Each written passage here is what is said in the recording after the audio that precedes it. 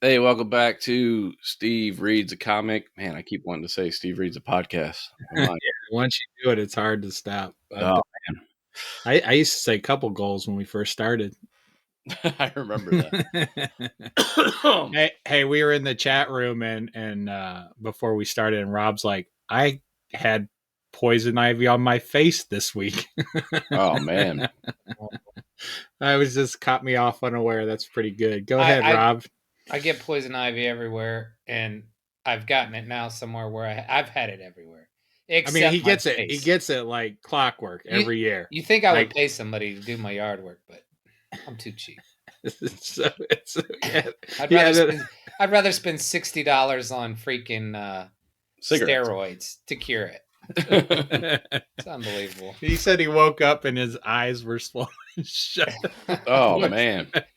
So I realized what I was doing. So there was a vine wrapped around this big tree. I had like a 12-foot ladder, and Aiden was helping me. So I was on top of the ladder. I have my chainsaw, and I'm still holding up with the chainsaw is over my head to cut this thing down because it was so high. And I'm trying not to let it hit the neighbor's house or their car because they wouldn't answer the door. They weren't home.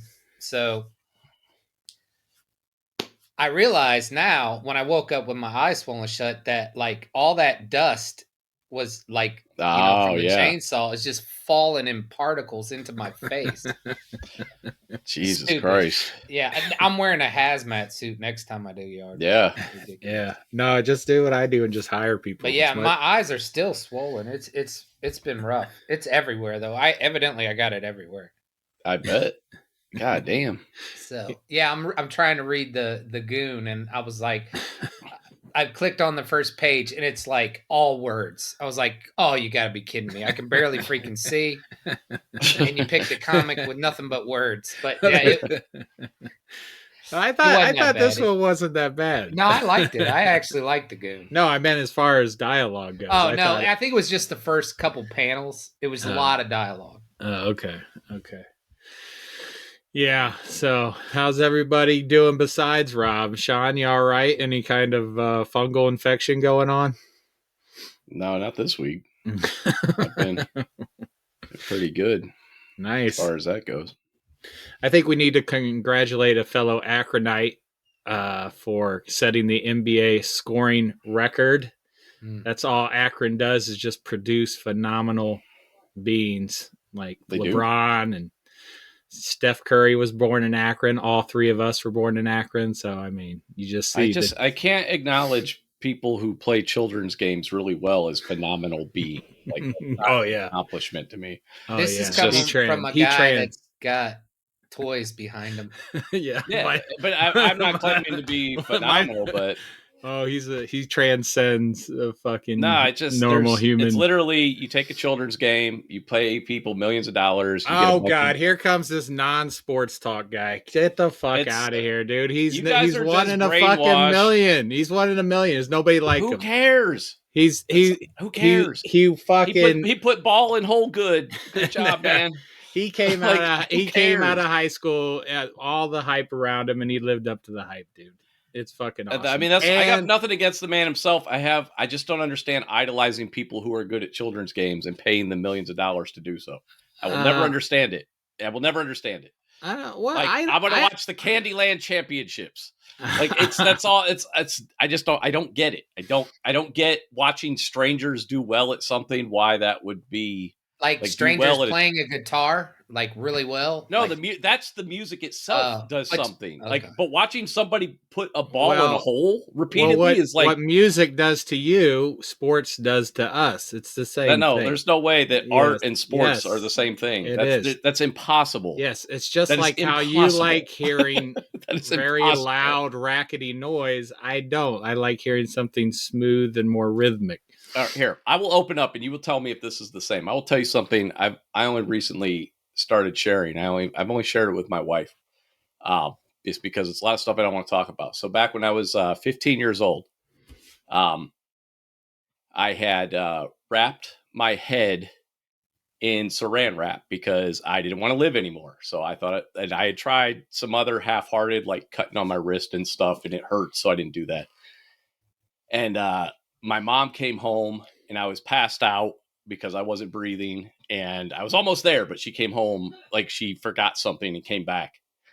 That was the last time I tried to kill myself, because after that, the very next day I heard Pantera for the first time. And you can't tell me watching Man Put Ball in Hole is the same experience as hearing lyrics that inspire you to stop trying to kill yourself all the fucking time. No, your music makes me want to wrap my head in saran wrap. That's the difference.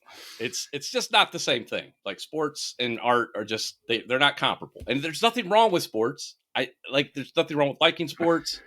I can't care. I don't get it. I just don't get it. And maybe if I had grown up like with somebody that was into watching them all the time, maybe I would care more. But I mean, music makes me feel certain things too. It's not just one or the other. You don't get drunk in your home theater watching old basketball games. Yes, you get I do. drunk. Yeah, it's called ESPN Classic, motherfucker. I do it all the time. No, you tell me you listen. You put Tool on, and drift away into your thoughts and all that kind of stuff. And when Tool is over, then I put on sports.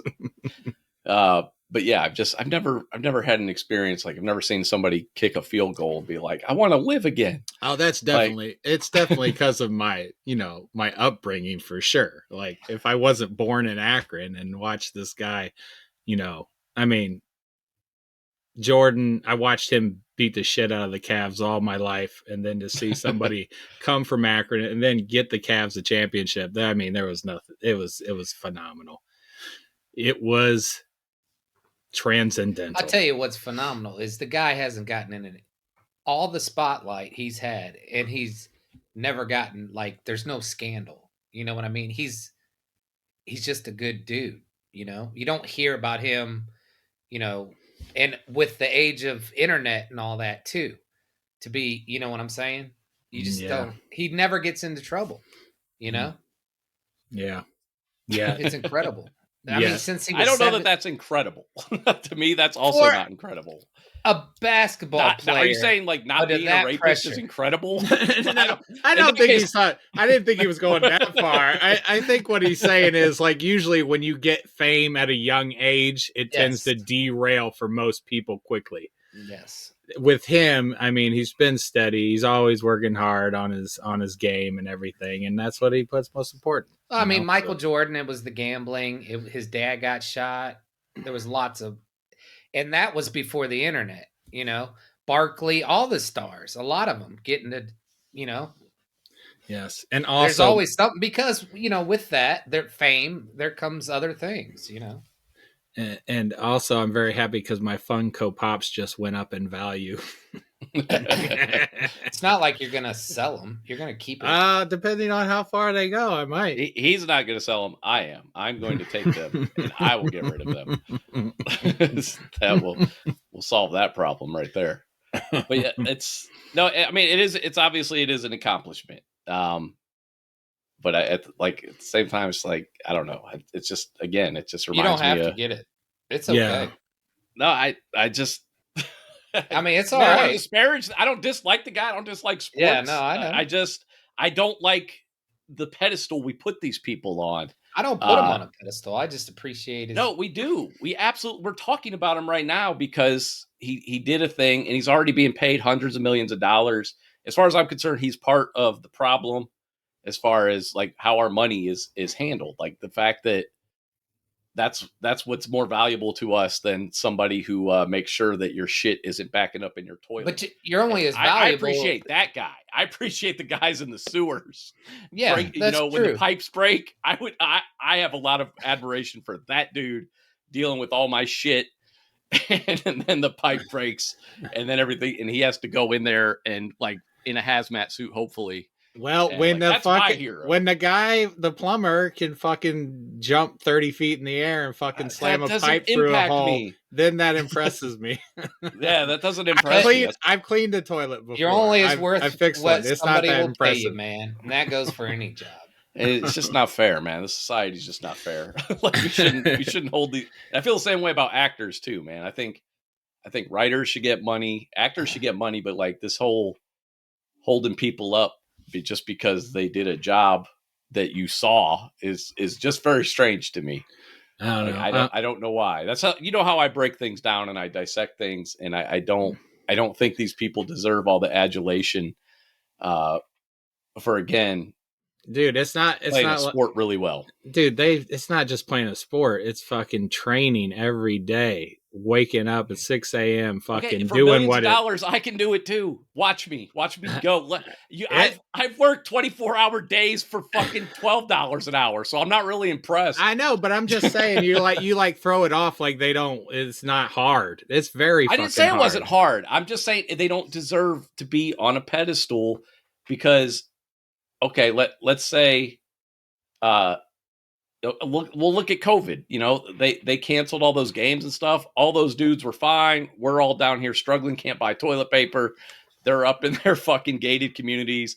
They don't even have to do the thing that they're known for because it doesn't contribute to society in a useful way. Yeah, they just get to sit home. Those basketball stars aren't even close to what those owners are making and everything. So, like, if you want to fix the real problem, then have the owners do.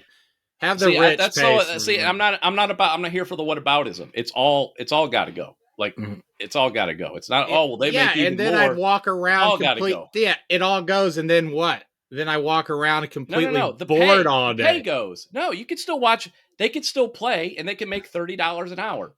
And that, like, they could still. Let's see how many of them want to keep doing that for like that level of pay. Well, they didn't always. I'm all for that as long as the games don't stop. If they want to make less, that's fine. They didn't always get paid that. Back in the old days, they got paid squat, man. Right. And then over time, because... But it was still popular. The audience, that's what I'm saying, right. Though. That's what, because the audience demands that as entertainment. Exactly. I don't want to fucking stare at a wall every Sunday. I want to watch sports. I want to do something that makes me I'm not trying to end sports. I'm trying to end absurd amounts of money into sports. The problem is, that's what I'm saying, though. I'm never going to stop paying exorbitant amounts because I want to, keep it going. If they decide, why would they do it? If I'm always willing to pay money to watch this, they're never going to lower the price. That is capitalism in a nutshell. Exactly. Yep. that's what I mean, though. Like, we got to band together, man. Like, I think that's why I like underground bands so much, is because they're out there playing these shows for barely. They're doing it because they love making music. They're not doing it because they're going to be trying to make lots of money.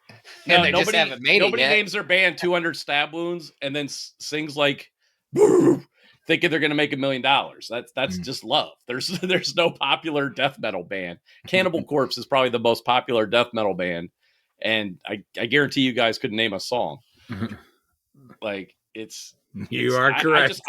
I prefer passion over, and it's still skill. Like, I mean, they're skilled at what they do. The basketball players and stuff. It's just the exorbitant amounts of money. I don't know why you say the things you like are passion, but the things we like, those people aren't passionate. That doesn't make any sense to me. Well, when you're getting millions of dollars, again, take it back and see if they keep playing when they're playing for the money. But everybody works to get more money. It's like when they start up a band, you don't want to be a struggling band your whole life. You want to make it big. Why would you start a death metal band? Why would you start a grindcore band? Well, do you really think those people have aspirations? Everyone, yes. A big arena? No, they don't, yes. Steve. Yes, they do.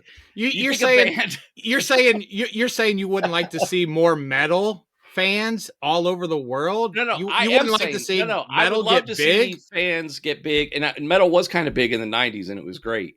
But okay, again, when you have like extreme band, no, this is not the same thing. I'm talking about the band members. You don't start an extreme metal band saying, "Oh, I'm going to get rich off of this." You just do it because you love it. It's just that simple. Yeah, well, that's why you pick up it appeals. That's why you play sports too. Yeah, you pick up a bag because you enjoy doing it. I never thought I was going to be big, but I love playing sports. I don't have a problem with playing sports, and I don't have a problem with doing it because you're passionate about it. I have a problem with millions and millions, hundreds of millions of dollars being pumped into it when it's something you can go do. You can go play basketball. Can you play it to that level? No, but you can do it. Dude, I guarantee you'd love to see hundreds of $1 million pumped into heavy metal right now. Dude, I suck at golf. If heavy metal was mainstream, you'd be like, yes. Well, again, in the 90s, like a lot of the popular music was making a lot of money. And you see, Kurt Cobain killed himself over it. Like he was making so much money and he was so popular. That's how passionate he was about his music. He couldn't handle that side of it. He just wanted to play music. He wanted to attain a certain level of success. Mental problem. And drugs. Obviously. And drug problem. Yeah, and that's which I mean that's why I relate to it. Problem. I personally I just don't relate to people who are just in the gym 12 hours a day so they can, run a little bit faster and out dribble somebody or whatever. It's jerking off. It's just masturbation. It's Shawn's like, shut up and dribble. That, but I mean that's my argument for it. And I know I'm going to lose that argument because hundreds of millions of dollars and everybody likes it. And I'm just one of the few people sitting over here actually analyzing what it is. And there's nothing wrong with watching sports. Like I do like trying to watch football, but unfortunately we have the Browns, so it just sucks all the fun out of it. That is true. Like it's just that is the most accurate thing you've said so far. But just all right. So no love. You're not going to congratulate my boy. I don't think he cares. I think he's doing okay. Oh, he cares. He doesn't care. That man cares so much, man. He cares what everybody thinks. That's one thing I've noticed about him. No, that really. Yeah, his worst scandal was giving 2.5 million people, $2.5 million to the Boys and Girls Club. That man is the most decision. He's the most passive aggressive human on the planet, too. Well, I guess he did get hair plugs, so I guess he does care to some extent. I saw him the other day and he's shaving his head. I was like, you got hair plugs just so you can shave your head? That's an interesting choice. Yeah. When you said, he's played so long and had no injury, that made me think of this week. I had a back spasm so bad I didn't know what to do. Like when Shawn came over, when he came to Memphis last time, like I had one and I was standing up when I had it. So normally when I have a back spasm, I just go somewhere where it doesn't hurt anymore. Like I move, like I immediately dropped and went to a different position. This time I got home from working and I took a shower, I laid in bed. And as soon as I laid down, like I relaxed my back too fast, and like I was like, and Kristen's laying beside me, and she thinks I'm fucking with her the whole time because I always prank her and shit, So like I've cried wolf way too many times, and then like normally I just try and get out of that position, but I was in that position and I couldn't get out, and I'm sitting there and I've never felt so much pain in my life, dude. And I'm like grabbing her and I'm grabbing her shoulder and trying to roll myself into another position, and it's just making, but I'm so much heavier than her that I'm just pulling her in to the same spot. And then I finally got over it, dude. And I was like, I didn't cry, but I was about to, dude. The pain hurts so fucking much. Is this your lower back? Like where is it? Yeah, it's the lower back. Is it like one little spot? Is it up your spine? No, it's right in my lower back, dude. And if I've like every day it hurts. I take Excedrin or pop some kind of, acetaminophen every day. And then because it's Super Bowl week where I work, dude, we just been busy. I've been out till like 7:00 every night. And the longer I work, the more my back starts to hurt, and then it starts to like spasm if I turn wrong, and normally when I'm walking, I can just twist and move around, but this one hit me bad. And I'm is it a spasm or is it like a cramp? I don't know what it is, dude. I thought it was just cause I was fat and out of shape that my back hurts, but I think there might be something. You need to get have you seen a doctor about it? I did. I talked to 2 years ago. 2 years. So I talked to the doctor and he felt around. He's like, well, you got no slip disc or anything like that. So, I mean, I'm going to have to go further. Doctors. I'm going to have to like have a MRI or something. I don't know if there's something pushing on a nerve or something. Have you tried those? I mean, I am fat. I'm 280 pounds, but You know, Yeah, I'm it shouldn't sitting hurt all the time though. every day. You got the icy hot? Yeah, I put on Like, that you know, that like night. That night, dude. Krista got me a heating pad, and I slept on that and popped 2 Advil, and I was like, no way am I working tomorrow. But then I woke up the next day, and it just had the same normal back pain I normally go into work with. I was like, there's no way I'm working tomorrow. do you You wear know, a back brace for more support? no, I did. Last time I went to the doctor, he gave me a back brace, but then I was too fat. The one they sent me, it didn't go around my waist, so I just never, I never ended up using it. You know, so yeah. I should probably take care of myself, is what I'm trying to say. Oh, dude. Dude, when I watched you drop from I watched The Incredibles so many times, and there's a scene where he picks up like a car or a rock or an Omni droid. I don't remember. Mr. Incredible does.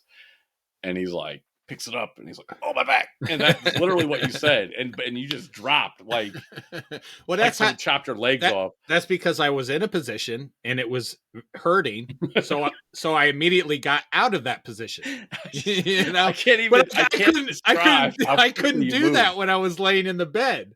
I was in that position, and Right. the only way for me to get out of that is to use my ab muscles. And I'm fat, so my ab muscles are already weak. And then, you know, I have to lift my legs, which hits my lower back. And I don't think either you experience more intense pain than I do, which is possible, or you don't handle pain well, because I'm pretty sure I don't handle pain well. You've told me a story about you got a leg cramp at Taco Bell and you almost passed out while you were standing in line. And then the time, like when you have that esophageal spasm or whatever, and it hurts so bad, you're just like, I'm out. You just pass out from the pain. that was the leg cramp, you know, that we were in line. And for some reason, I had my leg propped up on the Taco Bell, like guardrail. Yeah. And then I started to get a cramp. And then, you know, I immediately let my leg loose. But then I was dizzy and shit. And I started falling forward. But there were people in line, and you know how you do, like you try and play it off like that didn't just happen. You're like, oh, I meant to do that. I meant to fall forward or whatever. So I'm just really drunk. Right. Everyone, don't mind me. It's like, I'm incredibly drunk. Yeah. So I look like even more of an idiot when that happened. I guess the most pain I've always said, like, ear pain, eye pain is intense. I know you've had like those ulcers in your eye, and I've had them too. Like when you leave your contacts in too long, and you get those, I forget what they're called, but some type of ulcer, and it's so painful. Corneal ear ulcers. Pain, yeah, corneal ulcers. Thank you. Ear pain is super intense. Ball pain, obviously, getting hit in the balls. Yeah. Even just like a flick, man, can drop any man. But the time I almost passed out from pain is I had gotten this tattoo, this, like, it's just a couple years ago. And it's a cover. Well, it's not a cover up, but, it has a lot of depth to it and a lot of shading. So it's probably my most like worked on tattoo, and he did it all in one session to get like darker and lighter colors and stuff. So he's going over a lot of the same areas repeatedly over and over again to get that depth, with the shading. And then, and they put these things called, like, I don't know, dermal something. They put these things over it when you're done now. I came home and I sat on the couch, like on the edge of the couch, and Crowley is, super excited to see me. And he's always like pawing, and he just pawed my tattoo, like with his claw, and he cut that thing open. He didn't cut my skin or anything. And that pain was so intense I think I almost passed out. And then, like, I think I started going into shock, because I got chills and I got real cold and stuff, and I had to lay down. Oh, that's the most pain. Like, yeah, just because he sliced a fresh wound, basically. Yeah. And like I was okay. It didn't last long. I think I was only like that for like a few minutes or something. And I didn't realize what was happening either, because it hurt. But I guess I didn't realize it hurt as bad as it did until all of a sudden I had like those fever symptoms, like out of nowhere. I'm like, I was just like shaking. I didn't know what was going on. I was like, oh, I think it's because he he hit this fresh wound. I've never had that happen before, but yeah, that was intense. That was not fun. I want to see you immediately shake and start shivering, just like I wish I could show you guys what I looked like after that back spasm. I'm sure that would have been hilarious, you know. I was scared. I didn't know what was happening because I didn't put the two together because I've never been in a state of shock before, so it didn't occur to me till like after the fact.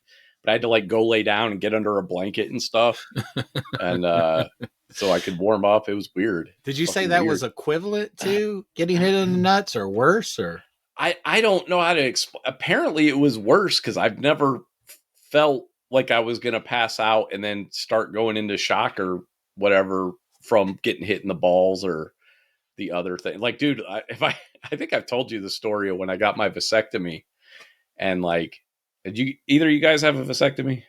Mm-mm. No, Steve, no, not yet. All right, so they make like these little incisions, one on like each side of your ball sack, basically, real tiny.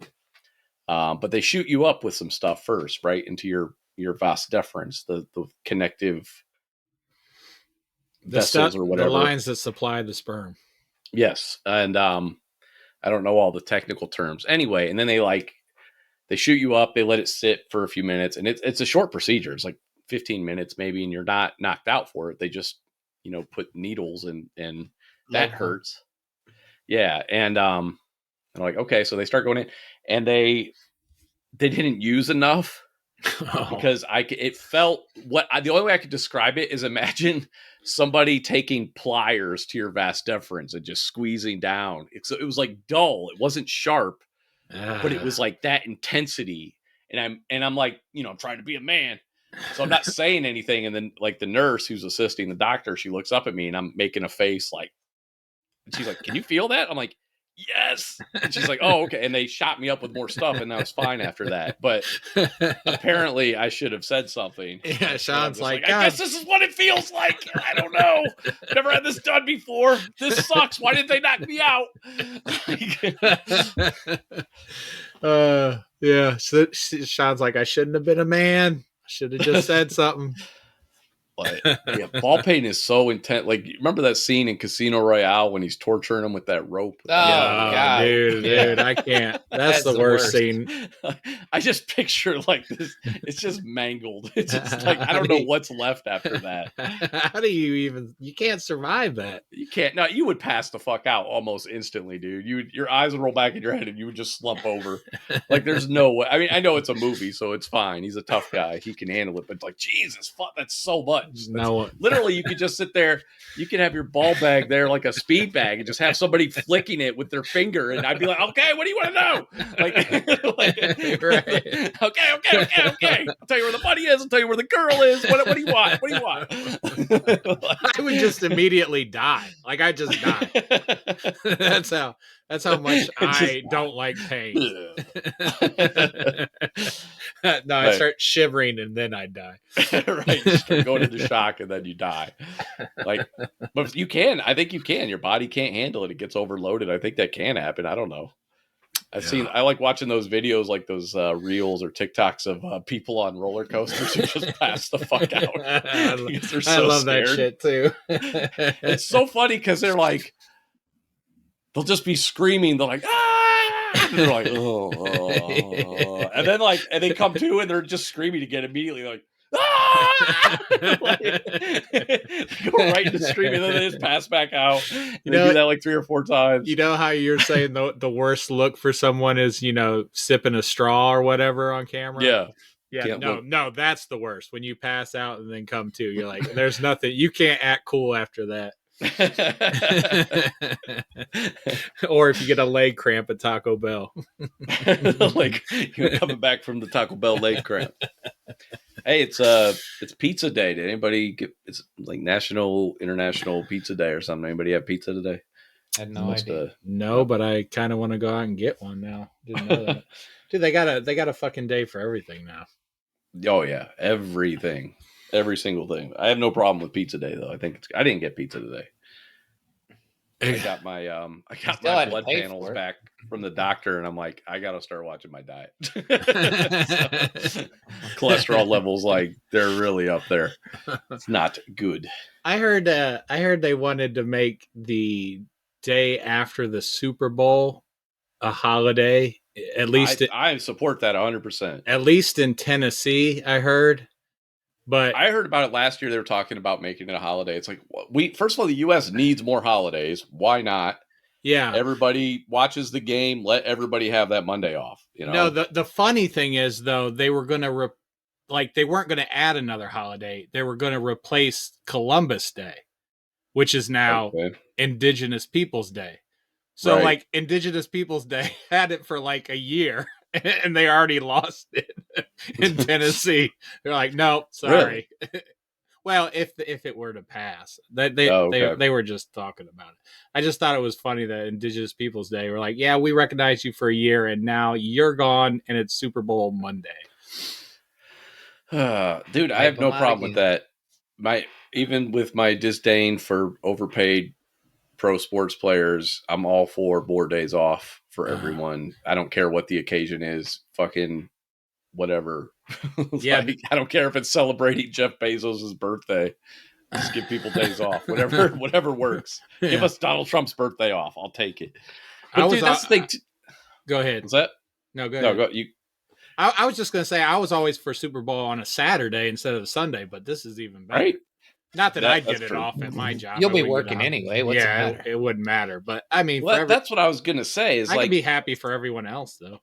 We have what we call bankers' holidays, like Columbus Day, President's Day, Martin Luther, like where the majority of people don't get those days off. And I'm like, what the shit is that, man? Yeah. Let everybody have those holidays off. Because your ass wants to go to Wendy's on that day. But like, Steve doesn't need to be out slinging chips on President's Day. Like, what the hell, man? It's very weird. Yes. Well, I don't like it. I mean, maybe if I worked in the big stores, but I have small convenience store routes, so nobody goes there to buy big bags of chips. You know. Yeah. They're already overpriced, let alone at the convenience store. Well, the last bag of Ruffles I got, they're back to like only filling them like 2/3 full. Turns out. Oh, so it was. I just had some flukes. Yeah, I had a couple fluke bags where they filled almost to the brim. Dude, there'll be when I'm putting up chips, sometimes there'll be a mistake where they just like it's not only filled to the top, it's filled completely through the bag. Like the bag weighs like 16 pounds. Like that's how many chips are in that bag. And it's like, oh, interesting. That's the holy grail of chip bags right there. Right.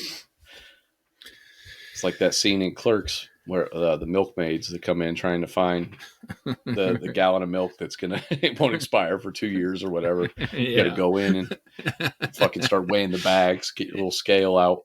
Yep, and those people exist. They'll root through the freaking chips to see which one is the freshest. All right, so let's get to it. We've chit-chatted into enough. Some other stuff. What else is happening? Did you guys watch The Last of Us? Are you guys watching that yet, or is it just me still? I'm not watching it. I'm not watching it. All right. I'm still watching Bad Batch. I'm assuming that's me too. No, I watch Bad Batch. Okay. I like it. It's gotten pretty good. That's all right. It's good. Yeah. It's decent. That's all I got. What have you been watching, Shawn? Anything? I started watching Batman Brave and the Bold, which is a cartoon, somewhat recent Batman cartoon. By recent, it's probably 10 years old or more. But it's kind of geared towards younger kids. Not like, I don't know. It's got a lighter tone to it, kind of reminiscent of the 66 series, but it's actually pretty funny. So I put that on the other day, just kind of in the background. I'm not like giving it my full attention, but kind of giving that a chance. And yeah, it's solidly written. It's got some solid jokes in it, but it's definitely geared towards like the under 13 crowd for the most part. That's my demographic. Like good for Dom. Dom might like it. I don't know. Dom and might like it. I watch the same shit my kids do. That's what happened. Well, I was been rewatching Invader Zim. That came out in like 2001, like right after Maggie and I hooked up. And I think we only discovered it because it was on Nickelodeon, and we would put like SpongeBob on for the kids. And then Invader Zim is done by the guy who did the Johnny the Homicidal Maniac comic. So yeah, I've been Isn't the rewatching artwork that. kind of the same, like the show? Oh yeah, the art style is very similar. Okay, that's what I thought. It's still dark humor too, not obviously not as dark as Johnny the Homicidal Maniac, but it definitely has that dark edge to it. Really good stuff. I got into that because I follow the creator Jonan Vasquez on socials, and he's like, "Hey, I have some stuff in my store, and he'll do like sketches and stuff and sell them." And he was doing the first issue of Invader Zim comic, which came after the show. It's like a sequel to the show, but he wrote it. But he was attaching just like little post-it note size sketches to it. So I got one before it sold out. So I'm going to have a little bit of Jonan Vasquez artwork. Nice. Very small, but very cool. I really like that guy's style a lot. Been rereading. I've been heavy into comics, back into comics. I've been rereading a lot of stuff. The Batman storyline that was written by Grant Morrison that James Gunn is talking about.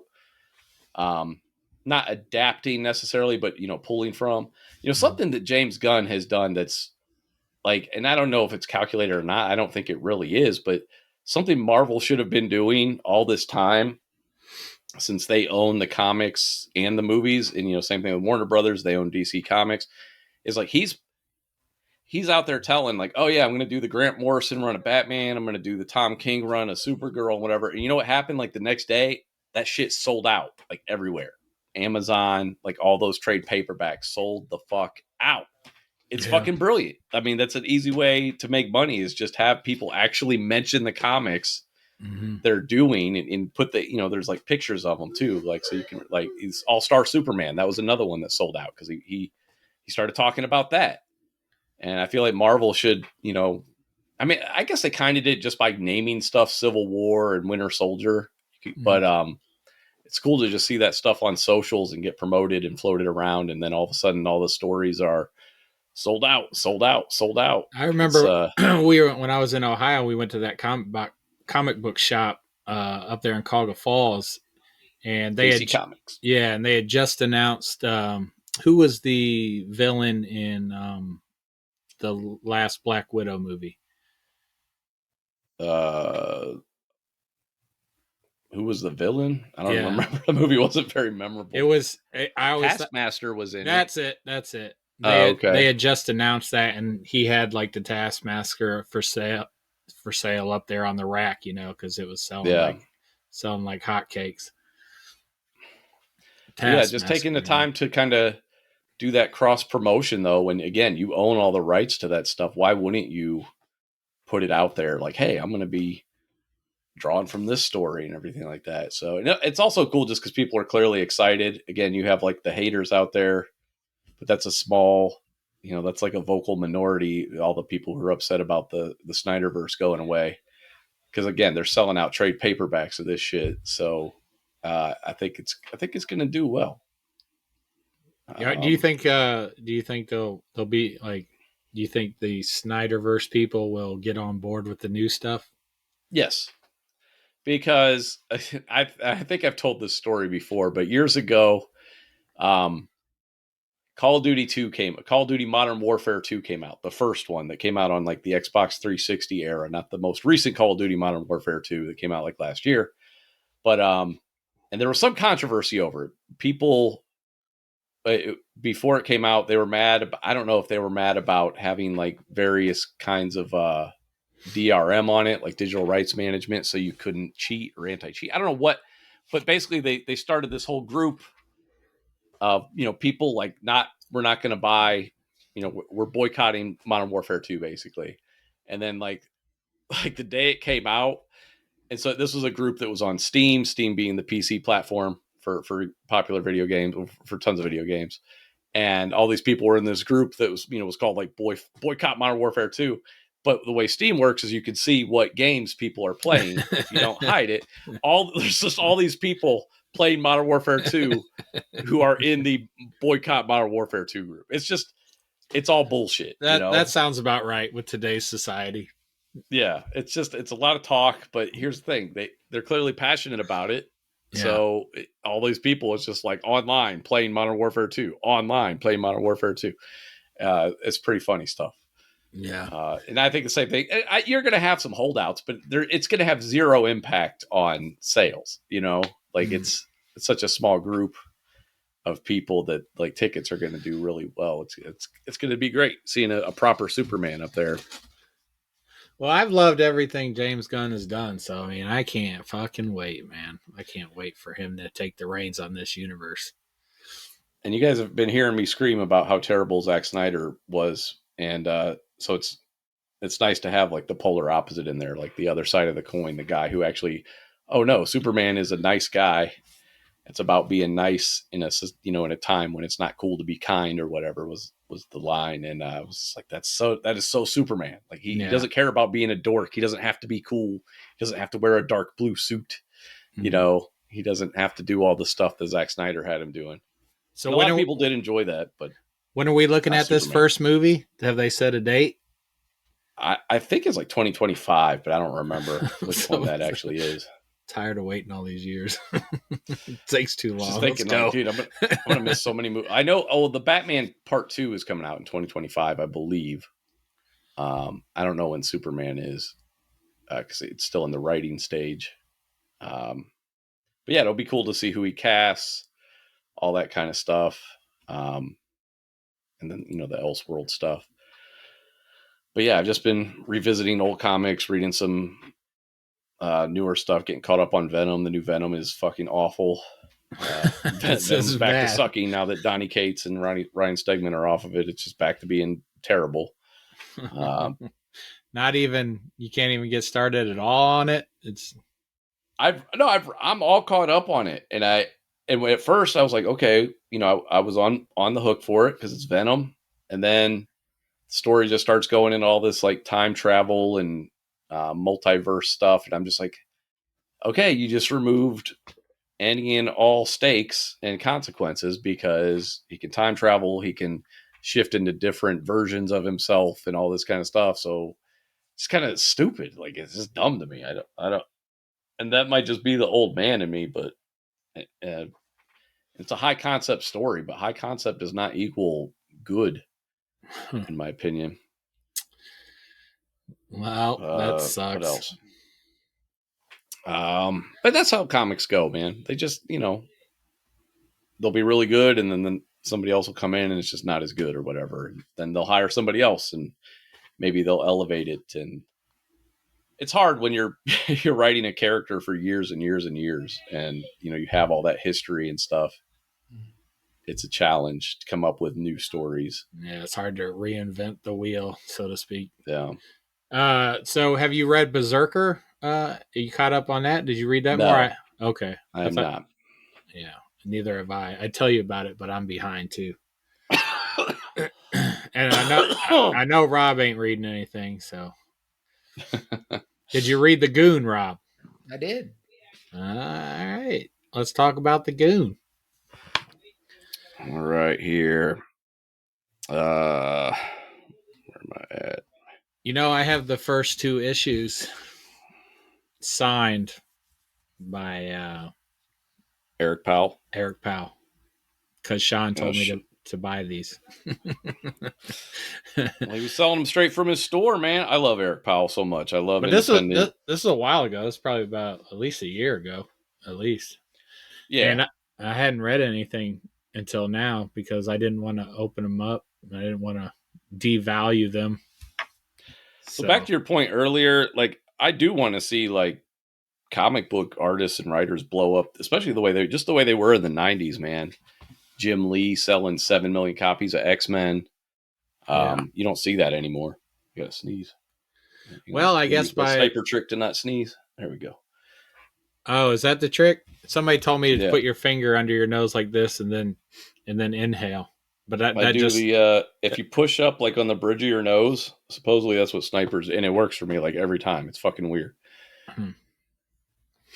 All right, A Ragged Return to Lonely Street. It's a trade paperback collecting, I believe the first, let's see here, 1, 2, 3, the first 4 issues of volume 4 of the Goon. So the first volume came out in like 98, 99, I want to say. The second volume came out, I want to say 2001, 2002. That's when I discovered the Goon, was on the second one. And I remember the day clearly. We were, Maggie and I were on our way to see X-Men 2. We stopped at JC Comics, and I was just looking at the new comics, and I saw something that said the Goon. It said #1, so I picked it up. I looked at it. I was like, this looks like it's up my alley, and I've been on board ever since, basically. So you got in relatively early then. Relatively early, yeah, basically. I think he did like 3 issues of the first volume, 3 or 4 issues, and then I got in on the second volume, issue 1. He was self-publishing by that point. So Eric Powell is the writer and artist, and basically you have this character, the Goon. He is like a mob enforcer for a guy named Labrazio. He starts off as a mob enforcer for this guy named Labrazio. However, he murdered Labrazio a long time ago, and he stole his little black book of all the people who owe him money. So he just goes around using the name Labrazio, saying, I'm here to collect. And then he just pummels people, basically. He reminds me of Mickey Rourke's character in Sin City. What was this character? Marv, yeah. That's what he reminded me of. And the way this is written is very 30s and 40s kind of dialogue, the way people speak, and I love it. It really, you can't help but hear these voices in your head when you read the dialogue, just because people don't talk like this nowadays. But when you watch old movies, that's how they would talk. Yeah. So anyway, he's like this mob enforcer, but then he's got a sidekick named Frankie, whom he saved from being bullied one day. This little guy who has a catchphrase, which is "knife to the eye." And then you got like all these kooky monsters. Eric Powell wanted to draw monsters, so you got zombies, you got giant talking spiders and vampires and everything. And he's created like this whole world. His artwork is just top notch. It's so he has such a unique style, and it's so beautiful, and just the way it's colored and everything. Yeah, it's detailed too, because like most of the color scheme is kind of drab and murky, but the artwork's so detailed that like you really don't even notice how the colors aren't that bright and popping. Right. And dude, I laughed at least like three or 4 times while reading this comic, and there were so many just things that I thought were hilarious in this. I don't know about you guys. Did you feel that way, or Rob, did you take any joy in this comic? Rob's asleep. It's a couple chuckles. Dude, there's this one panel, and he's getting in a fight with one of these monsters or whatever, and I'm reading it on the panel by panel view instead of like the whole page view. Mm-hmm. So I don't know what's coming next. And there's a scene where like there's just like there's the Goon, and then there's a radiator that is flying past his face. And as I'm looking at it, that's all you see. And I'm like, is that a radiator? And then I go to the next panel, and the Goon's like, is that a radiator that just flew by? yeah, exactly. Now go to the next panel. Yeah, it said, did a radiator just fly by here? And I was thinking the same exact thing. I was just like, oh my God, this is fucking perfect. Because I'm looking at it, I'm like, what the fuck is that? Is that a radiator? And then the next thing you see is that cylinder head. He's like, no, that's a cylinder head, not a radiator. Yeah. And so skillfully done. So like almost like a cartoon, the way it's done. It's almost animated. Yeah. So they're back. They were on some adventure, and now they're back to where they originally started. Is that right? Or yeah, I guess the way the Dark Horse, so the volume 3 was published by Dark Horse, and he's back with Dark Horse now. But And honestly, I don't know how that wrapped up because just like with everything, I always bounce off of it. Even though I'll like buy the issues, but I'll just stop reading. So I got to go read. Oh, I have a lot of stuff I haven't read from the Goon. Most of my knowledge is towards the beginning. And then I always, my ADHD, I get distracted and start doing something else and forget. But, which is no fault of the creators. That's how my brain works. I'm weird that way. But yeah, apparently the way that series wrapped up, they kind of, gave it a little bit of a finale, but now he's back in town and he sees all the people trying to move in on his racket, basically. And that's kind of where the stories are. Like I was telling Steve the other day, I think what drew me to this is the tone of this comic. It reminds me of like Evil Dead 2, where it's meant to be violent and gory, but also funny. And like, that's just like the perfect intersection for me. Like and it's hard to do funny comics. Like you have so many people who write Deadpool who think they're being funny and they're just not. This guy, he has like, we have very similar sense of humor. It's dark. He's got at some point he comes across this realtor of the damned, Horace Nicollet or something like that, and a death curse. Yeah, because the Goon is back and he's looking for housing. And apparently he bumps into this realtor of the damned, and the Goon's like, all right, fuck it, let's give it a shot. So he goes around showing them all these dilapidated buildings and everything. And at the end of everyone, he's like, well, it's got, the same windows, original floors, and a death curse. And he's like, he's always like grinning, so happy. He's so happy about the death curse part. Right. And he's like a ghoul. So like I picture his voice in my head. It's just like, and a death curse. so he keeps going to these different houses, ending it with a death curse. And it had me rolling, man. I was laughing so hard reading this. It was just perfect, man. Here's some of the panels of and the little inset panels are him saying and a death curse, like it's a selling point, right? And Goon's like, could we maybe see something that doesn't have a death curse on it? Yeah. So then he takes him to this mud pit with dead bodies. Right. He said, "What? You didn't say it just had dead bodies. It doesn't have a death curse." Right. Shit. And then for some reason, there's this kid that walks around with like aviator freaking glasses and a duck, and I have no idea what he'll just pop up in panels. There's no mention of why he's there or what he's there for, but he comes up sporadically throughout the comic. And it's just like, what is going on, man? And yeah, it's just comic relief, I'm pretty sure, just throwing random stuff in the panel to make you laugh, and it works. Like, it fucking cracks me up.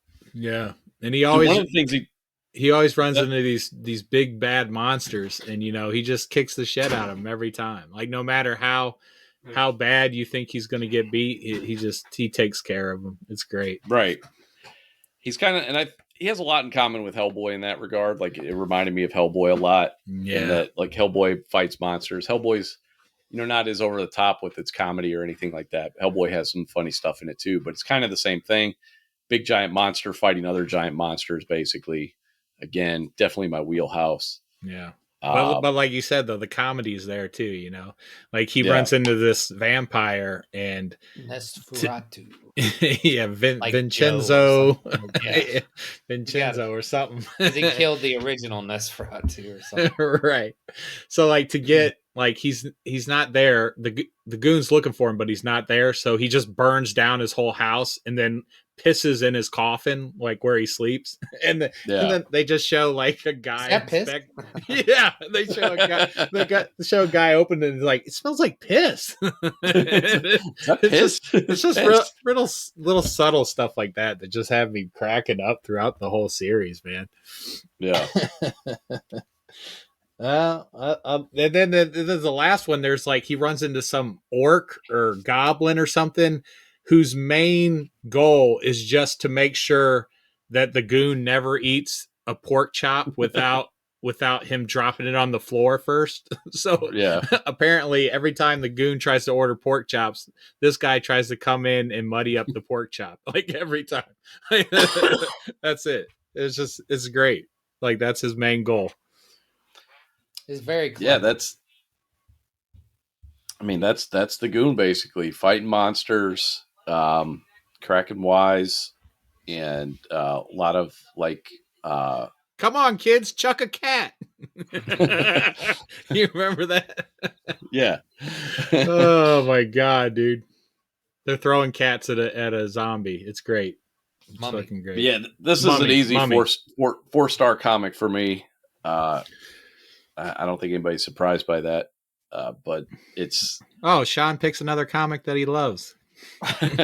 Par for the course. I think it's the best way to do things, though. No, I don't want to give you guys the Cleveland Browns of comics. No, Like, I mean, I'm with you, man. This is really good. I'm trying to give you the LeBron James of comics here. Yeah, it's 4 stars, artwork top notch. And dude, this is all this stuff's available on Comixology. You can buy trade paperbacks, you can get single issues. The Goon by Eric Powell. Please check it out. It's one of my favorites. And again, to Steve's point earlier, yes, I do want to see my creators get more money. I want to see. Oh, this is something you might not know. So David Fincher wanted to make a movie out of this. Wow. And if you go on YouTube, you can find, and it was going to be CG, which was great. That's the so guy like, that did Fight Club, right? Yeah, 7, Fight Club, all that stuff. 7, yeah. About 10, 11 years ago, he optioned it, and they made like a demo reel. And you should really look this up on YouTube. I'm not like, just look up like the Goon movie or something, or Goon trailer. They filmed a whole thing. They got Paul Giamatti doing Frankie's voice. And they got Clancy Brown doing the Goon's voice, and they're both perfect. Oh, wow. But check that out. It's only like a minute and a half long. It's kind of like a proof of concept kind of thing. It was a Kickstarter. Dude, how? Yeah, I was going to say, what happened? I guess it just couldn't get funded. Now they're saying it might be a Netflix series.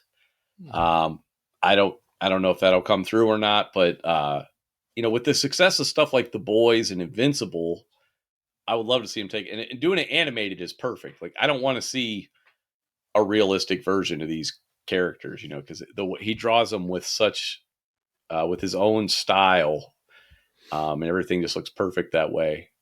Even in the CG 3D rendering version, everything just looks the way it should, and you can get that over the top kind of humor to it. I think in the trailer, like, Frankie is basically like torturing a zombie the whole time at the bar, and it's all pretty. It's funny. It's even the trailer's funny, and it blows my mind that they're like, no. Like, you see this shit that gets made, and you're just like they made this whole Batgirl movie, and nobody's ever going to see it. And it's like, and again, I'm curious. You know what? If they release that, I'm going to watch it, because I'm so curious about it now. We're all going to watch that, dude. It's got to be so bad, because it's the same studio who put out the Snyder Cut and Aquaman, and was like, these are good movies. So, like, what's a bad movie to these people? Were they going to release that at the theaters, or was it going to be on HBO? It was going to be an HBO Max title. Okay. And they didn't even release it on that. So no. it must be horrible. It must be really fucking bad. What? But all the shit most of the shit they do is really bad, but that doesn't stop them from releasing it. Well, again, a lot of it does well, so it doesn't. Aquaman made a ton of money. First Suicide Squad made a ton of money. That's what I'm saying. So why would Batgirl? That's how bad this has to be. Like, that's about how bad saying. Suicide Squad was, and then they put that out and it did well. They're like, this will destroy Warner Brothers. They don't even want to put this movie out. They don't even want to recoup any money from that. That's how bad it is. It's a write-off. They're doing some sort of write-off. Saying, that it'll make us lose money. Yeah, right. That's what they're. I think they're concerned about their reputation. Yeah, I'm just like, man. Yeah. If you've put out so many bad movies and this is the one that's going to destroy your rep, like, I've got to see this shit. I've got to see it. And you said it was completely done, right? It's completely done. Done. Dunzo. Oh, we're gonna see that one day. We got to. It'll leak one day. Yeah, for sure.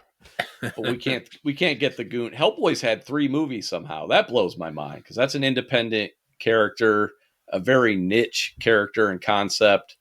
Did What's you the start director, reading? though? The director, Del Torre, what's his name? Yeah, Del Toro was championing that for a long time. That's Yeah, why it got made. yeah, and it was because of the success of Blade 2. After Blade 2, he basically could do whatever he wanted. And Yeah. he's like, I'm doing Hellboy. Nice. And they were like, we want somebody else to play Hellboy. We don't want, and he always wanted Ron Perlman. And he was like, no. And that's part of the reason it took as long as it did to get a Hellboy movie is because he was like, I'm not making it unless I can cast Ron Perlman as Hellboy, which was a great choice. I didn't even know he did Blade 2. I didn't know he directed that. Yeah. That's interesting. So like you must have been stoked when you heard they were making a Goon movie with David Fincher. Oh yeah, absolutely. That was we used to watch Fight Club all the time, and Seven too. Jesus Christ, we Right. watched that all the time. Yeah, David Fincher's a great director, and I couldn't believe it when he was the one who was like optioning it. And so I thought for sure it would get made. It's David fucking Fincher, right? Like, Yeah. what the hell? He did X-Men, didn't he? Was that him or no, he did. That's Brian. That's Brian. Somebody. Yeah, Brian Singer. Yeah. I just. Oh, he did Panic Room. That's what it was. In what world, like, do you tell David Fincher no to this? Like, it's just. I just picture these executives, and they're just like, I don't get it, and I just want to punch them in the face. So I just read something today. Bob Iger of Disney said that back in 2015, somebody, I forget the guy's name, one of the other, chairs or what, executives from Disney, 2015, they wanted to fire Kevin Feige. And Bob Iger was like, no, he basically stopped. He wouldn't let it happen. But it's like, these executives are so fucking stupid that they looked at Kevin Feige and were like, we're paying him too much money. He's got to go or whatever the fuck. And then meanwhile, he delivers, Infinity War and Endgame and Black Panther and all these huge money makers. In 2015, they were doing great too. I don't think they were setting the box office records like they did when those other movies came out, but they were doing really, really well. And so it's so weird to be like, let's get rid of that guy. We can do it without him. It's like, no, you can't. You are a money guy. Like, money guys don't understand creatives and how valuable, what they bring to the table. They really think, oh, we know the Marvel formula, and there is a Marvel formula, but you need the creatives behind it to give it the heart and to hire the right people and all that kind of stuff. And it just blew my mind when I read that they were just like, yeah, let's get rid of that. Yeah, that guy that's that spearheaded the greatest universe ever.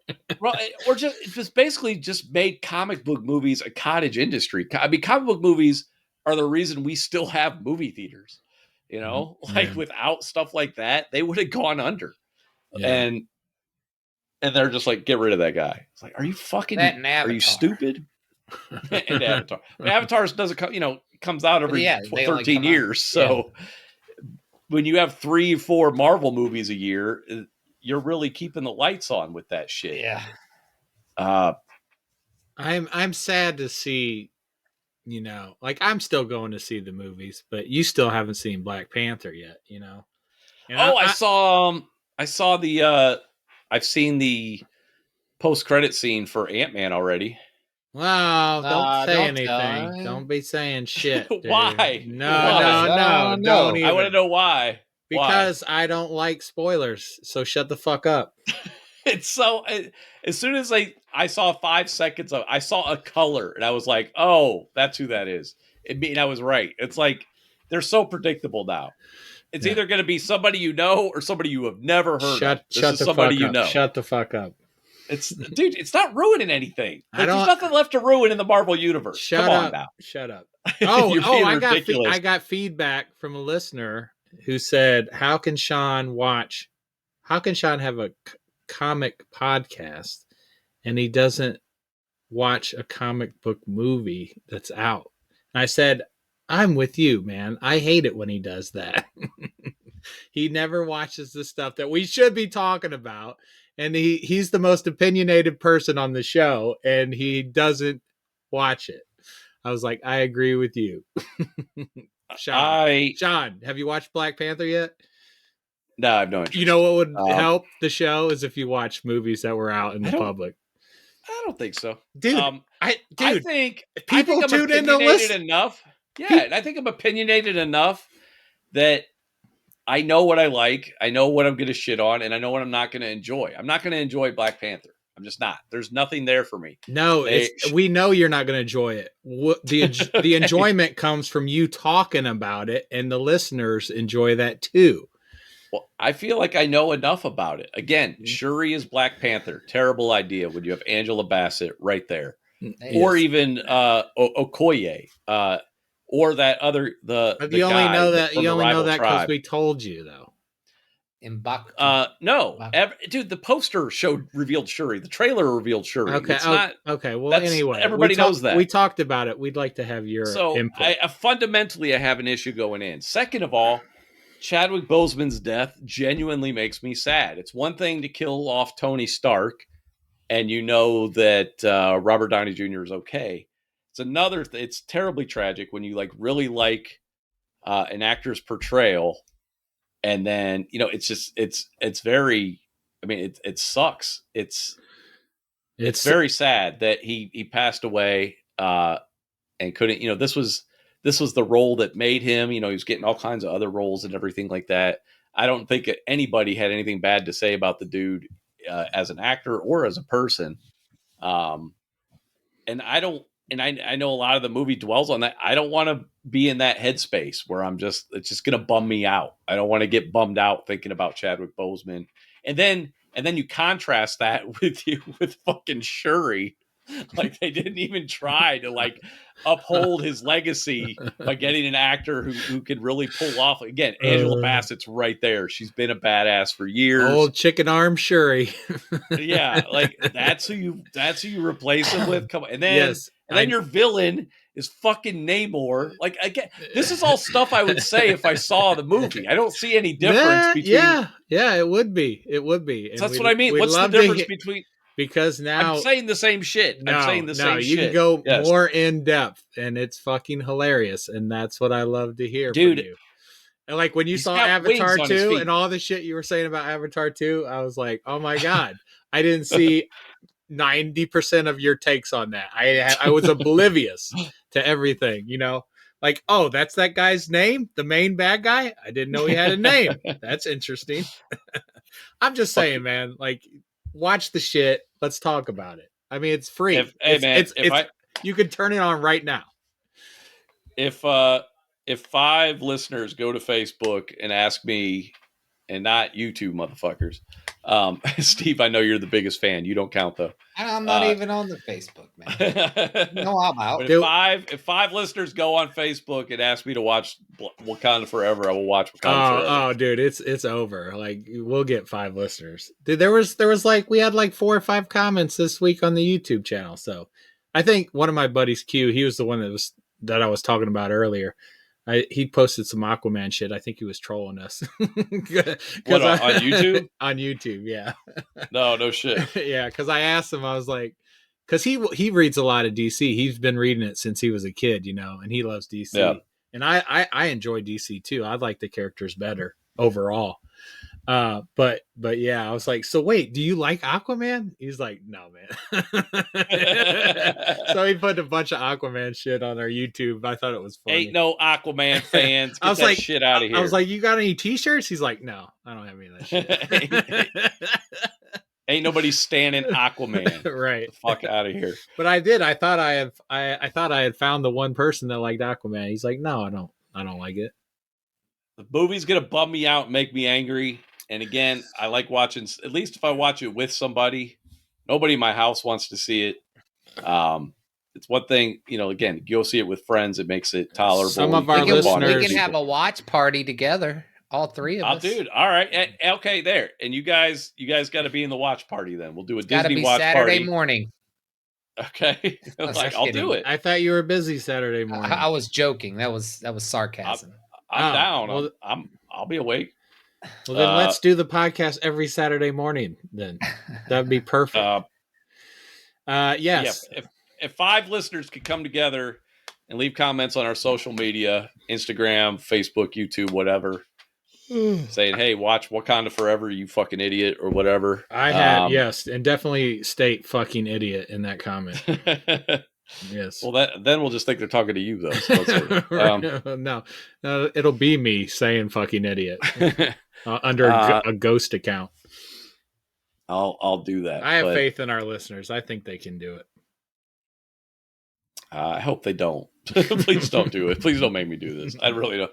I don't want to. I haven't seen it. Else. I only saw it the once at the theater, so I can't. Yeah. I want to watch it again. I just haven't done it yet. So it's on Disney. Like a 2.5 hour movie. Oh, shut the fuck up, dude! What happened to you, man? Like when we were young, we just go to the movies all the time. We would see anything. I'm not young anymore. I understand the value of time now. Okay, I miss younger you. I do too. Not the one that tried to kill himself with plastic, but the other you.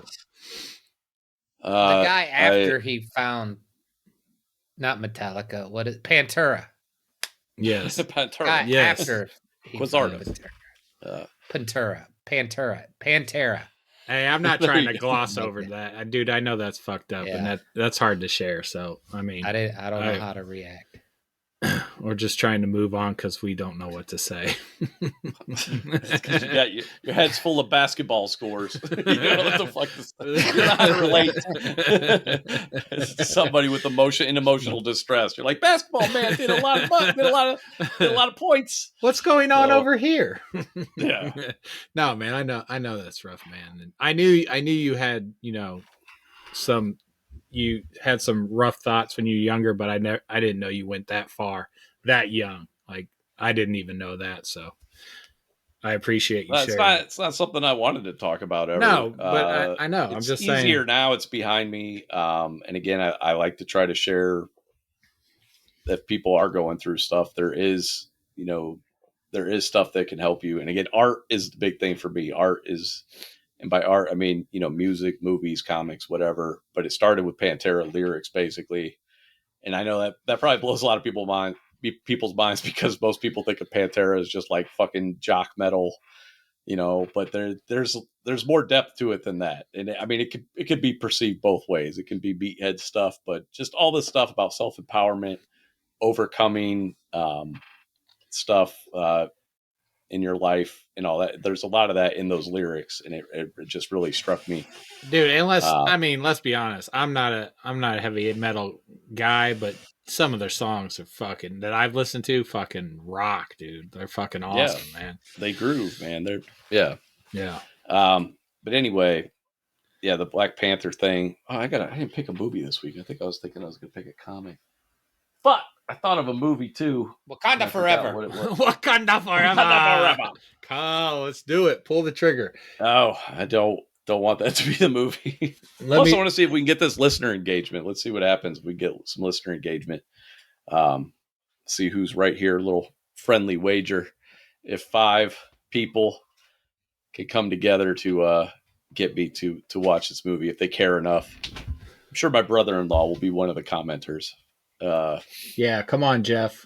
That's at least one person. We know we got you. And people do like to watch other people suffer. That's just human nature. Dude, so I mean, it might happen. There's people I talk to at work say they listen. They just, they don't comment, So, yeah. So that's why I was talking to the Q this week, and I was like, go ahead and comment, put some shit out there.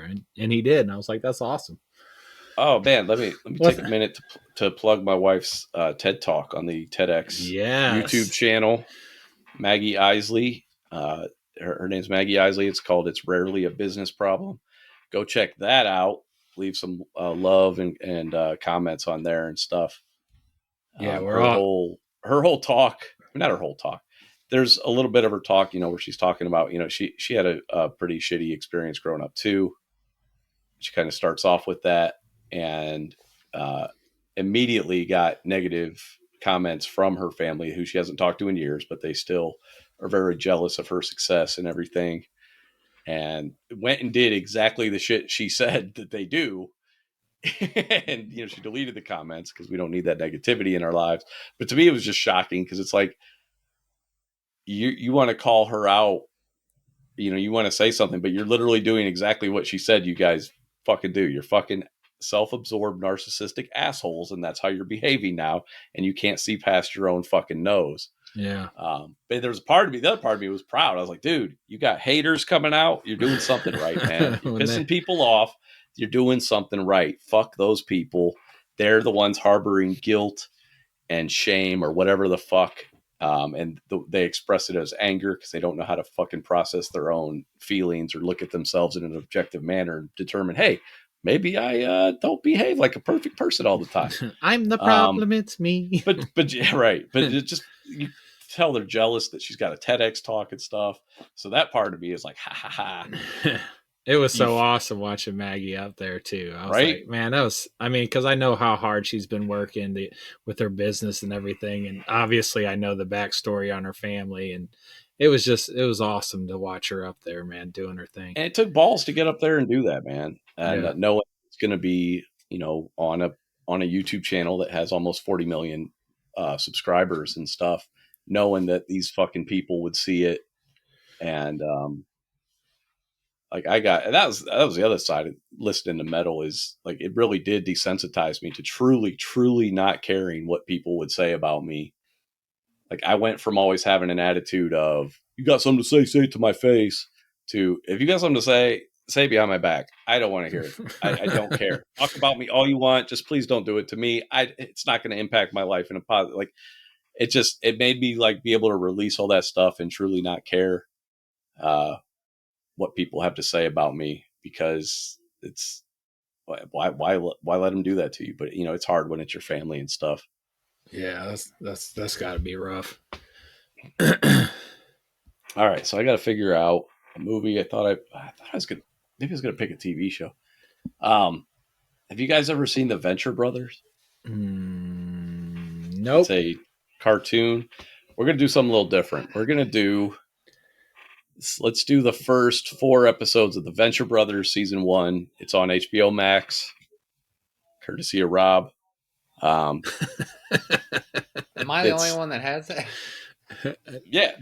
That's why we use your, yeah. That's right. That is the most expensive one too.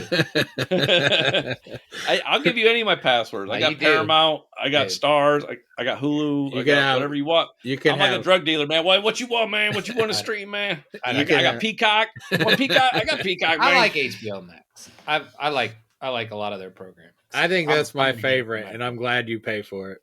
Good. I'm gonna get rid of these Marvel and DC, especially DC. Do it. We don't ever read a DC comic. I've been telling you for months. I get rid of them periodically too. I just hate, because if I'm not reading them, I just cancel them all the time. Okay. So now, is their price going to be the same now that they said the Discovery Plus isn't going to? It's going to be separate. Oh, who knows? It ain't going down. I can tell you that much. They're not going to lower the price. I was shocked that they were merging in the first place, because it's like total different.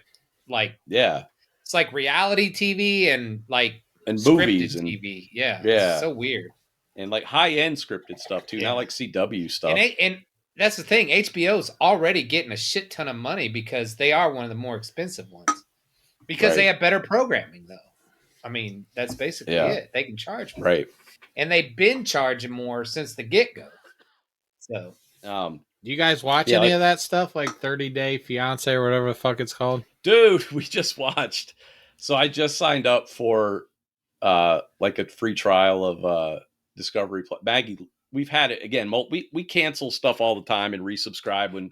If we're not watching something, we'll just cancel it. And then when we're ready to watch it again, we'll sign up again. That's why I encourage you to cancel your Marvel and DC stuff. I pretty much always have a Marvel subscription. DC, I let that go sometimes. Right now, I currently have one. But if I feel like I'm caught up on it, I'll just cancel it until I'm ready to read it again. That's what's great about it's so much easier than having cable TV where you're just locked into these packages. You can a la carte everything and just be like, oh, I'm watching Peacock hardcore for 2 months, so I'm going to keep that. Mm-hmm. Oh, I'm not watching it anymore, so it's gone. It's pretty cool. Anyway. So we got Discover. What was the show? I found something on there. I can't remember. I thought I found something on there. Oh, okay. I introduced you guys to like the worst reality TV, right? I have found something worse than like Love is Blind. and it was on Discovery Plus. I was on Twitter. Somebody recommended it, and it immediately reminded me of 30 Rock.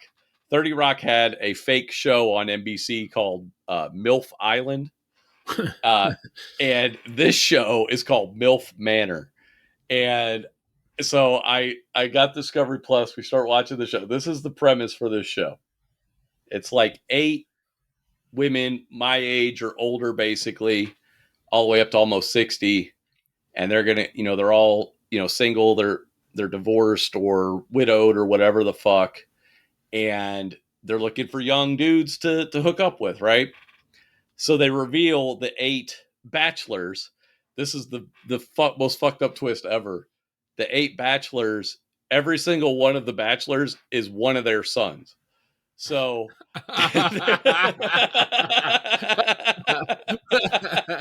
okay, obviously they don't date their own son. Okay, so it's one of the other Not yet. ones. I haven't seen that yet, but who knows? So yeah, so it's all kinds of gross and weird. And this just started like last month. So it's released every week.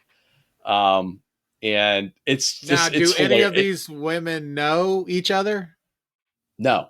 Okay. Well, no. Okay, and so when they revealed, when they went to do the bachelor reveal, they were all like, "That's my son," and like the guys didn't know either. Like, "That's my mom," like they didn't. And it's just like it's so funny because 30 Rock, again, they did a parody of back when 30 Rock did it. It was like, wow, this is absurd, right? Here we are. It's like when The Simpsons said Donald Trump was going to be pregnant. No. And you can't spend 2 hours watching Wakanda Forever. There's no way I'm going to laugh my ass off at Wakanda Forever like I do at this show, man. I don't know. So then we got into 90 Day Fiance, it's something called 90 Day Fiance the other way. So I guess the way 90 Day Fiance works is like somebody from another country will come to America they met online or somewhere, and they're going to move to America now and get that culture shock. So 90 days the other way is people from America going to other countries, Russia, Ethiopia, stuff like that. And we've been watching that off and on. They've been following like the same couples for like 3 seasons now, and I think they just wrapped up finally. Good God, and there's like some reality TV watching. Well, here's the thing. I love watching TV. Again, watching stuff is a social thing to me.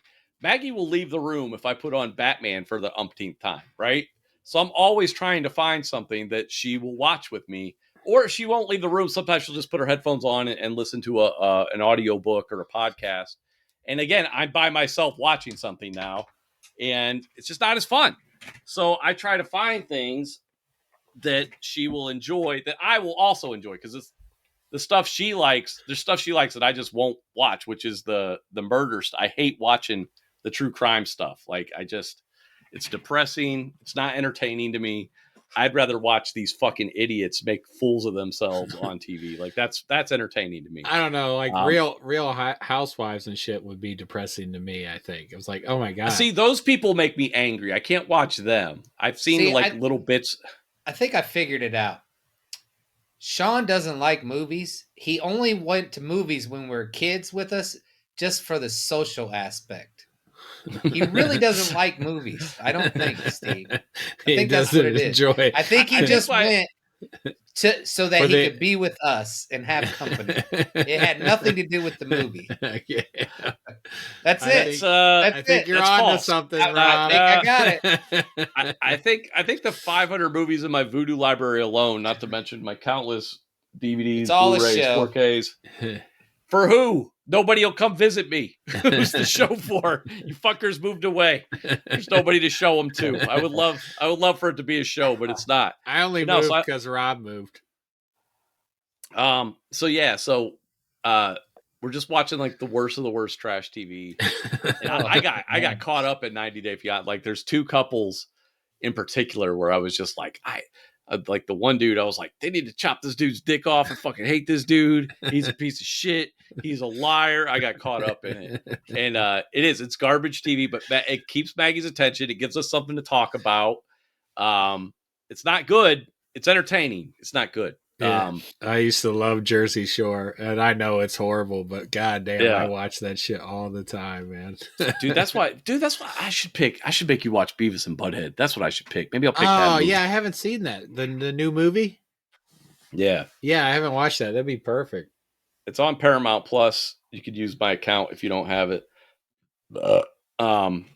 It's you guys want to do that, or you want to do? I don't want to. I don't want to do care. TV. I don't want to do TV. I like movies. Oh, dude, Venture Brothers is so good though. But all right, we'll do Beavis and Butthead. Do the Universe or whatever it's called.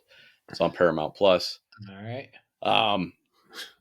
But yeah, I just again like I like to engage with Maggie, and you know Maggie's the funniest person I know. So like hearing her commentary makes me laugh, and we just have a good time just trashing these fucking idiots. And making fun of these people. It's always it's always good to break someone else down to build yourself up. That makes no, it's not to build myself up. It's literally just to break them down. That's enough. That's enough for me. I can take joy in just breaking someone down. It doesn't make. I know full well that that's a very petty. I don't even think you have to break someone down. You just look at these people and like, wow, that makes me feel so much better. You know what's funny though is like there was one couple who I was just rooting for the whole time. There's like other people, most of the people I'm like, these people, like, I believe in them 3% that they should get married. There was one couple that I was like, they should get married. They clearly, like, they're mature. They love each, and it was the gay couple too. It was like an older guy and a younger guy, and the guy moved down to Mexico, and they were like the most reasonable, the most loving. These other people. And I really hate, like I said, this young dude, and his name is Steven, which totally a coincidence, I'm sure. No, anyway, but he's a Mormon. He hooks up with a chick from Russia. He's learned Russian, and he's making her convert to Mormonism or Latter-day Saints or whatever, and she's doing all this, and she's a virgin. Meanwhile, he's like, I have to tell her I'm not a virgin. I had a moment of weakness, and then he tells her, he's like, yeah. I probably have had intimate moments with over 100 women. And it's just like, it's insane. Like, I hate this guy so much because I hate people who hide behind religion. And I just have fun hating He had this a moment of weakness 100 times. Yeah. It's like, I don't think it's like, well, I only had sex with about, maybe 7 of them or something. But, and like, he broke it down though. I'm like, and I'm looking at this guy. I'm like, I can't believe anybody has sex with this dude. This guy, like, he looks and sounds like a fucking idiot. Yeah, but what is the quality of women he's pulling in though? Well, they showed one of them. Nothing wrong with her. Totally fine. You would think she had both eyes. Dude, she was fine. She was totally doable. Totally doable. Hey, he must have spoke some mad game, I guess. and the dude is borderline autistic, so that's hard to believe. But. It's just I've got to start watching some of these shows. I know, dude. It's so funny, like, and it's great too because here's the other thing. Forever again. Well, here's what I do too is like I don't like sit and dedicate. Like I'll read comics while I'm watching it, and I'll just kind of look up when something interesting is going on, catches my ear. So I get my comic reading done, and while I'm watching TV, people play on their phones and stuff, and Maggie will be working typically and watching. So I feel like, if I put something good on, then I'm only getting that done. Whereas this way I can get comic reading done and enjoy hanging out with my wife at the same time. It's a win-win. Yeah. Well, that's what we started watching The White Lotus because we just hadn't watched anything together for so long. We've been just so busy with the kids and everything. Are you on the first season? Yeah, well, we're only on the first episode. We just finished the first one. That's it. Oh, okay. But that was enough. Yeah, I've seen both seasons of that. That was enough to hold our attention. So as soon as we get some more time. Is it pretty good? Yeah, we both enjoyed it. We're both like, what the fuck is going on? Did you watch it, Rob? Oh, okay. Yeah, I really the second season's not as good, but I enjoyed the first season, and I really love the hotel manager guy. Yeah, he's my favorite character. The Kiwi.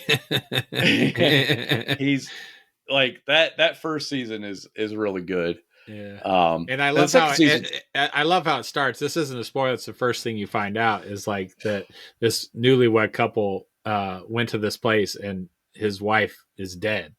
Like that's how it Yeah. starts. You're like, oh, and then you see flashbacks and you're trying to figure out how she died and everything. Yeah. So it's crazy. And then Steve Zahn is fucking hilarious, dude, in that too. So Oh yeah, I forgot he was in it. And Sydney Sweeney's in it. She's hot, even though she's got dead eyes. She's like really hot. The other chick is what's the other chick that's in? I forget her name. Alexandria Daddario. She's hot. Dead eyes. Who looks in a woman's eyes? But yeah, that's what I mean. I like watching stuff as a social thing, and I put my own stuff on. You know, I put on that Batman cartoon. Maggie has no interest in watching a children's Batman cartoon, so trying to think what else. But I've been mostly reading comics though, and watching YouTube like I do. The cartoonist kayfabe guys. Dude, get on The Last of Us, man. I want to talk to you guys about that. So it's just like a copy of a copy of a copy. I just feel like I've seen this story 100 times. Oh my god! Just do what's in the fucking zeitgeist so we can fucking talk about it, and maybe I don't someone care else. about the zeitgeist. Well, other people do. I know. I'm trying to get like listeners. The Walking Dead. I mean, isn't that what it is with? It's very similar to Walking Dead. Movie, yeah. Who it's doesn't a smaller like zombies? focus, but yeah, it's just watch the goddamn shit. Fuck.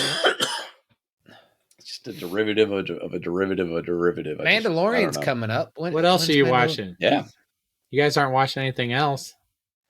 I've been rewatching Venture Brothers. What else have I been watching? Again, I've been reading comics mostly. I haven't been watching a lot of stuff. I've been scratching. Springs to mind. Rob has to wear oven mitts. Rob's like, so he doesn't scratch his eyes out of his skull. Rob's like, I just now regained my sight. All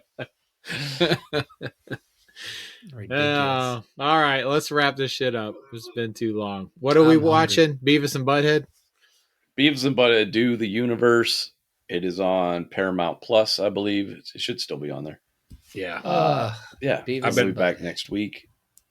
Yes. Unless Rob is is comatose due to. Are we doing it Wednesday or Thursday? What days are we doing it now? It doesn't matter. It does matter. Give me the heads up. I'm saying it doesn't matter to the listener. We can talk about this after the show. Up. Let's go. All right. Thanks for listening. We will be back next week. And Make sure to not ask me to watch. Don't forget to comment and tell Shawn to watch